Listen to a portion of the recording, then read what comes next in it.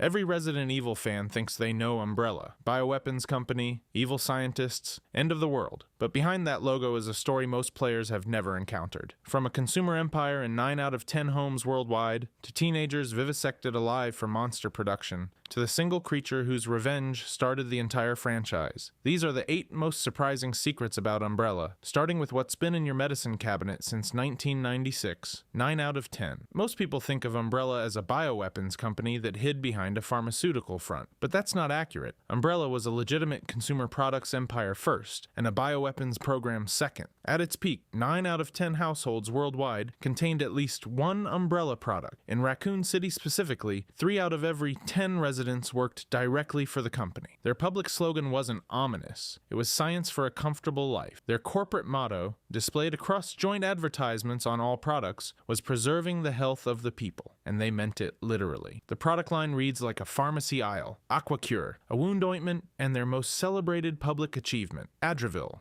a painkiller named suspiciously close to real-world Advil. Safsprin, marketed as the common cure, essentially aspirin. Uspirim, another over-the-counter painkiller. They also sold cosmetics, shampoo, toothbrushes, eyeglasses, and soft drinks under the same corporate brand. In the Resident Evil Outbreak scenario Hellfire, you can find a special item literally called Umbrella Noodles, with an in-game description that reads, "Umbrella Incorporated makes food too. Tastes pretty good too." Here's where it gets weird. The green herbs players use as healing items across the entire franchise are documented in the lore as a canonical Umbrella pharmaceutical product sold under the brand name Raccoonafin. Every time you've ever healed yourself in a Resident Evil game, you were using an Umbrella product, but the consumer goods weren't even the strangest part. Umbrella operated a subsidiary called the Umbrella TV channel, a pay-per-view network that broadcast a game show where human contestants fought live biological weapons and zombies for prize money. Umbrella literally had a television network that was the running man. Beyond that, their subsidiary list included Parasol for electronics and security technology,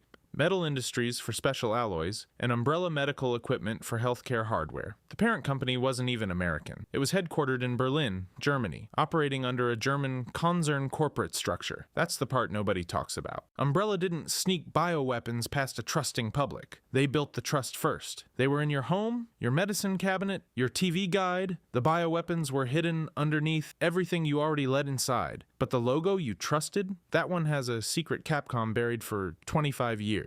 The stolen symbol. The Umbrella logo is the most recognizable image in the entire franchise. Red and white, octagonal. You've seen it on loading screens, on lab coats, on laboratory walls, and for 25 years, from the original Resident Evil in 1996 all the way through 2020, nobody in the games ever explained where it came from. It was just the logo. Resident Evil Village solved it in 2021. And the answer recontextualizes every game that came before it. The logo is stolen. Specifically, it's taken directly from the symbol of the 4 houses of an isolated Eastern European mountain village controlled by a woman named Mother Miranda. The 4 noble families of that village, houses Dimitrescu, Beneviento, Moreau, and Heisenberg, each had their own individual crest. Place all 4 together, and they form the exact octagonal shape of the Umbrella logo. Oswell E. Spencer didn't design that symbol. He lifted it from a religion that predated his company by centuries. Here's why he did it. In the 1950s, a young medical student named Spencer collapsed during a solo hiking trip somewhere in Eastern Europe. Mother Miranda, who at that point had already lived for decades through means nobody in the village questioned, rescued him and took him as an apprentice. She taught him about the megamycete, a massive subterranean fungal organism she called the mold, capable of mutating, assimilating,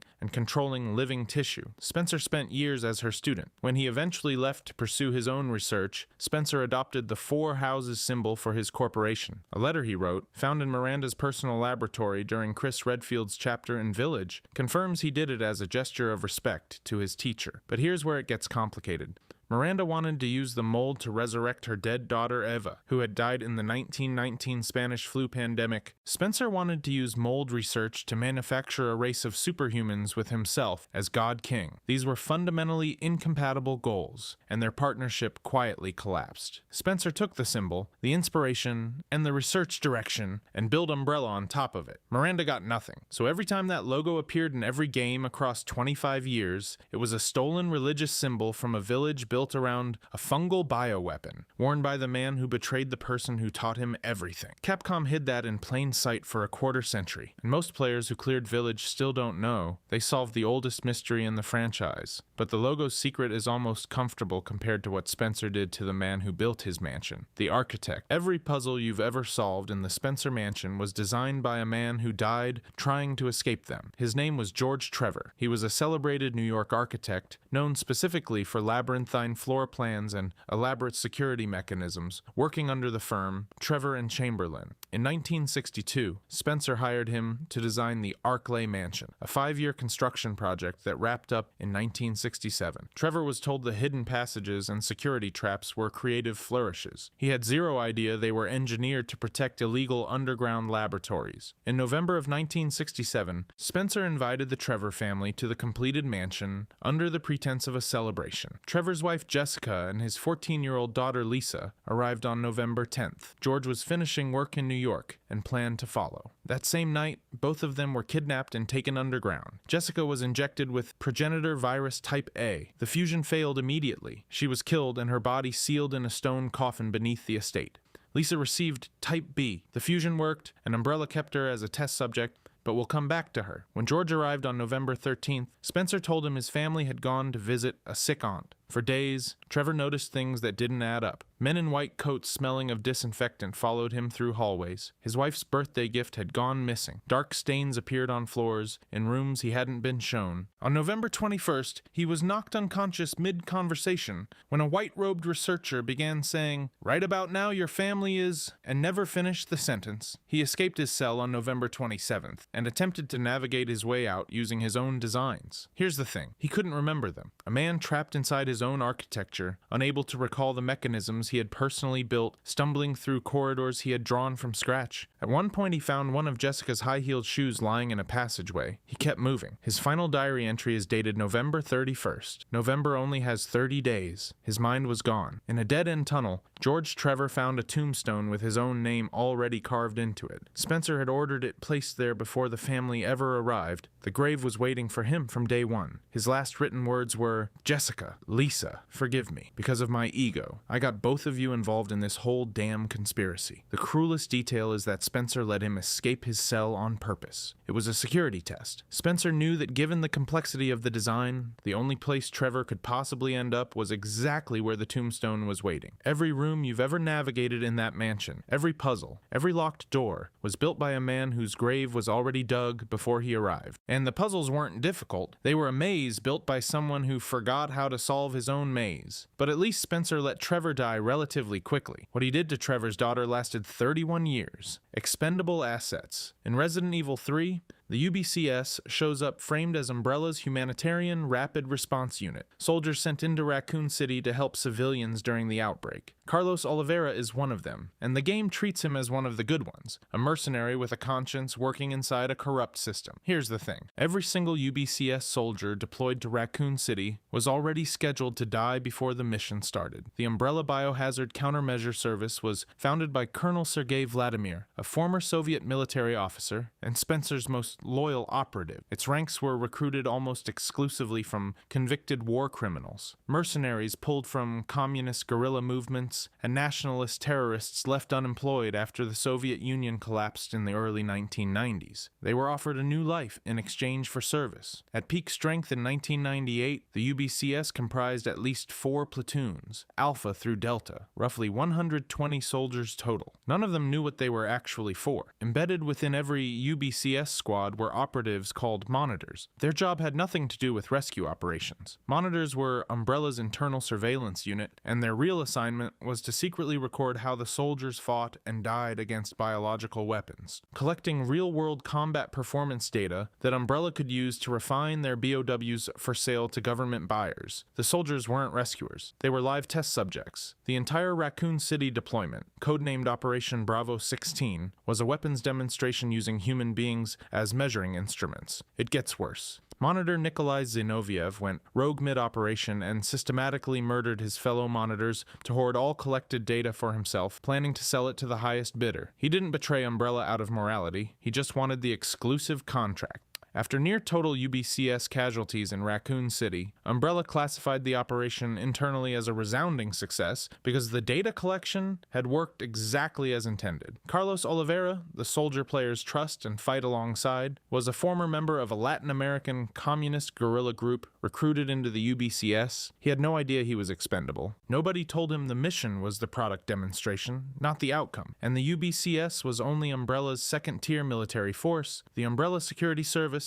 the USS, handled internal assassinations and asset recovery. They carried out the 1988 murder of co-founder James Marcus. They ran Operation Nest Wrecker in September 1998, a 25-man alpha team sent to steal the G-virus from William Birkin. 24 of them died. The one survivor was Hunk, whose psychological profile noted he no longer possessed any recognizable human traits and was nothing but a soldier. Umbrella's file on him also noted, with zero explanation, that he mysteriously responded to the name Bella. Nobody in the lore has ever explained that. Beyond the soldiers, Umbrella maintained AV-8B Harrier jump jets, UH-60 Black Hawks, C-130 Hercules transport planes, and CH-53C Stallion helicopters. A pharmaceutical company operating a private air force that rivaled small nations. And if you think that's a dark way to treat soldiers, wait until you hear what Umbrella did to its test subjects. Lysa. Most players who fought through the RE remake know Lisa Trevor as the unkillable creature in the grounds, the hunched figure in the burlap hood dragging a concrete block, moaning through walls, impossible to put down. She's terrifying as a monster, but her actual story is something else entirely. Lisa Trevor was 14 years old when Umbrella kidnapped her on November 10th, 1967.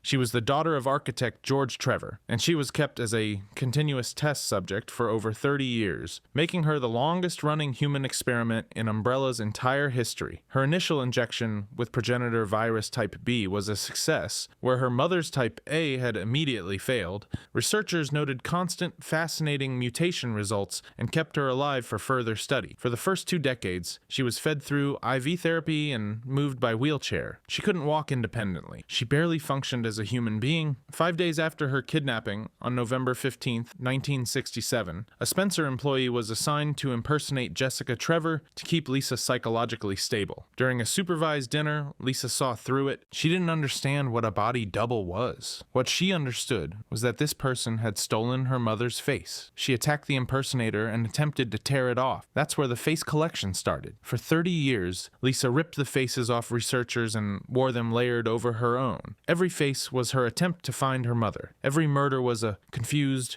grieving act of searching. But here's where it changes from tragedy to something that reshaped the entire franchise. In 1988, Umbrella Europe had developed the NE alpha type parasite, a prototype designed to hijack BOW brain functions and make them remotely controllable. Lisa was selected as a test subject. Her immune system didn't just reject the parasite, it destroyed it completely and absorbed its genetic material into her own biology. Researcher William Birkin investigated the result and isolated something nobody had ever seen before. A completely new progenitor mutant strain had spontaneously generated inside Lisa's blood. He named it the Golgotha virus, the G-virus. Lisa Trevor's tortured, mutating body accidentally produced the single most destructive biological weapon in Resident Evil history. The G-virus Birkin would later inject into himself. The pathogen that turned him into the creature that contaminated Raccoon City's water supply? The direct cause of the deaths of 100,000 people. Umbrella attempted to execute her in 1995. Her regenerative abilities had become so extreme that she survived, was assumed dead, and lived feral in the Arklay Mountains for 3 more years.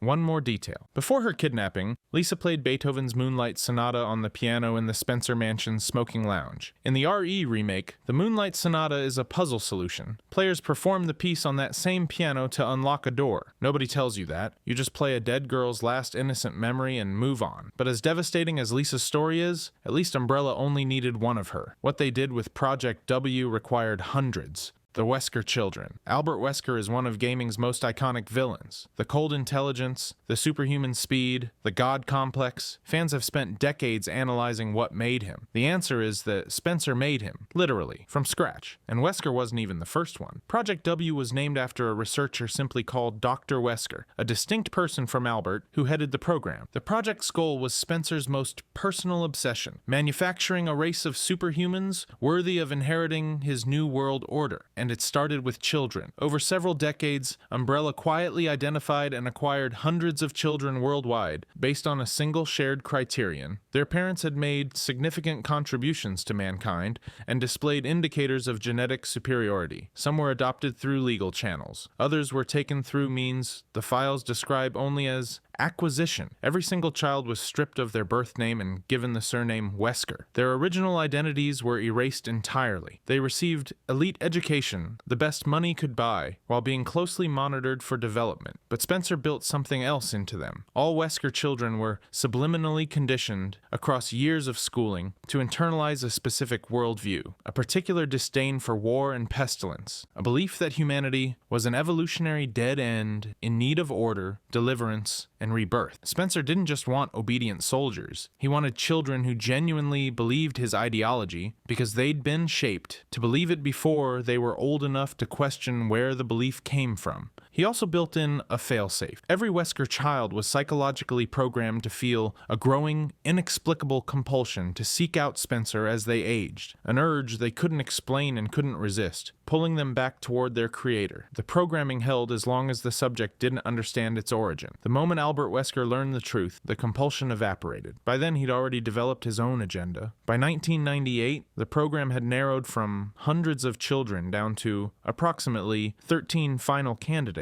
Each was infected with a prototype virus, a progenitor variant, through methods the files describe as either manipulation of the candidate's friends or by taking advantage of a medical checkup. 11 of the 13 died from the injection. 2 survived. Albert Wesker gained full superhuman abilities. The other survivor, Alex Wesker, gained nothing physically due to a degenerative illness active at the time of infection, but Spencer described her as the brightest of all the Wesker children, so adept at absorbing the talents of others simply by observing them. Spencer tasked Alex specifically with solving immortality so he could live long enough to see his new world. She reported fake progress for years while draining his resources, then abandoned him entirely in 2006 to pursue her own consciousness, transfer experiments using a different virus on a different island. She was an obsessive reader of Kafka. She identified with Greta Samsa and compared Albert to Gregor in the Metamorphosis. The comparison was apt. Both Weskers had been transformed into something monstrous by forces outside their control and discarded when they were no longer convenient. The name Wesker isn't a family name. It never was. It was a product designation applied to hundreds of children who were stripped of their real names and rebuilt as Spencer's raw material. The most famous villain in Resident Evil history never had an identity that wasn't manufactured. If you think that's the worst thing Umbrella ever did to children,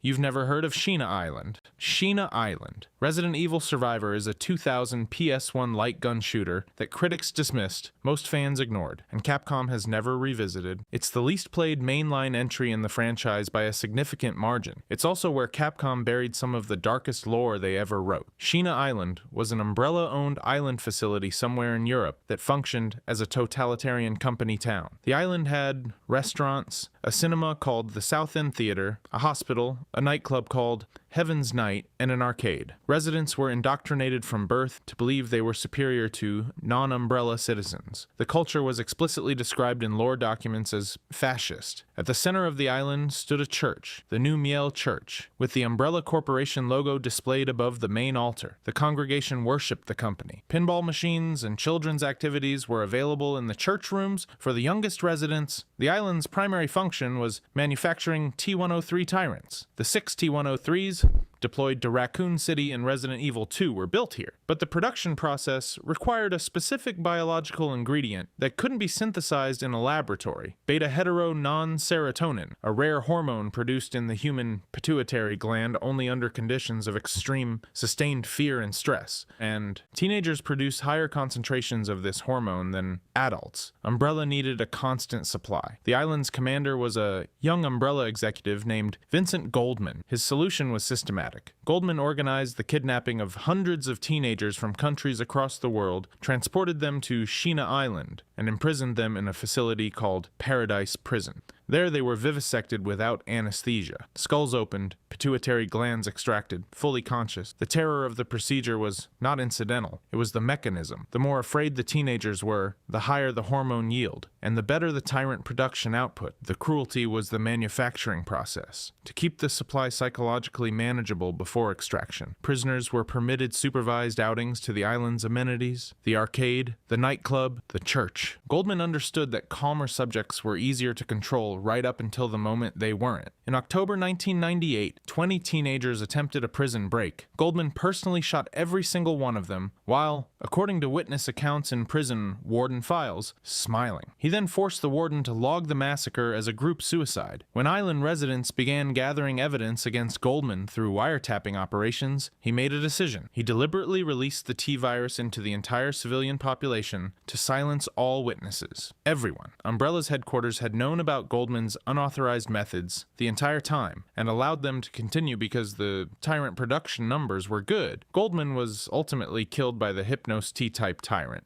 a prototype of his own design, during the outbreak. After the island went dark, Umbrella deployed the Undertaker unit to clean up. The Undertaker unit's standing orders were to kill all surviving women, children, elderly, and Umbrella executives, and to recover tyrant production data. In that order, every T-103 you've ever fought in Resident Evil 2 was built on that process. Now you know what it cost. But Goldman's cruelty was still a choice made by one man operating within a corrupt system. What started the entire franchise wasn't a choice at all. It was revenge. And the thing that took revenge wasn't even fully human. The Queen Leech. Every outbreak in Resident Evil history traces back to a single moment. The Mansion incident in 1998 triggered the Raccoon City outbreak. The Raccoon City outbreak triggered Umbrella's collapse. Umbrella's collapse triggered the global bioterrorism era that spans the entire rest of the franchise. Every game, every boss fight, every dead city, every mutated nightmare is downstream of one event. That event was not a corporate accident. It was not a containment failure. It was deliberate revenge carried out by a leech. In 1988, Spencer ordered the assassination of James Marcus, Umbrella's co-founder and the man who had spent decades developing the T-virus from scratch. A USS Kill Squad stormed his laboratory and shot him. Albert Wesker and William Birkin, both in their late 20s, accompanied the squad, taunted their dying mentor, and collected his research on their way out. Marcus's body was dumped in a water treatment plant near the Arklay Training School. Here's what nobody planned for. At the moment of the attack, Marcus's final and most advanced creation, a single progenitor-infected leech he had designated the Queen Leech, was sitting in a container on his laboratory table. Gunfire shattered the container. The leech fell. It crawled into Marcus's mouth. Over the next 10 years, the Queen Leech fed on Marcus's decaying tissue, accidentally infecting the remains with the T-virus already present in its own biology. When it eventually reached and consumed his hippocampus, the brain's memory and personality center, something nobody had ever theorized occurred. The leech absorbed Marcus's complete psychological architecture, his memories, his knowledge, his emotions, his identity, and his desire for revenge, fused into the organism at a genetic level. The Queen Leech gained the ability to shapeshift. It chose to take the form of Marcus in his youth, not the elderly man who had died, but a younger, stronger version built from stolen memories of who he used to be. It was a hermaphrodite capable of self-fertilization, could cannibalize its own offspring to sustain its mass, and communicated with other infected leeches through sophisticated chemical signaling. And it genuinely believed it was James Marcus. Not a copy, not an imitation. It believed it had come back. On May 11th, 1998, the creature infiltrated the Arklay laboratory beneath Spencer Mansion and deliberately released the T-virus throughout the entire facility. Every researcher, every guard, every test animal, infected on purpose. Zero containment failure, zero accident. An act of calculated vengeance by a leech, wearing a dead man's personality. That deliberate release is what STARS was sent to investigate on July 24th, 1998. The Mansion incident, the trigger for everything, was the opening move of a 10-year revenge plan executed by an organism that had no business being able to plan anything. Rebecca Chambers and Billy Cohen eventually cornered it in the water treatment facility. Its weakness was sunlight. Billy opened a blast shutter. A single magnum shot finished it. The creature that started the Resident Evil franchise died to one bullet and some natural light. 30 years of games, hundreds of thousands of fictional deaths, global bioterrorism, the fall of Raccoon City, the collapse of Umbrella, all of it because a leech crawled into a dead man's mouth and decided it had something to prove. If you enjoyed this video and want to see more, click the video on the screen now.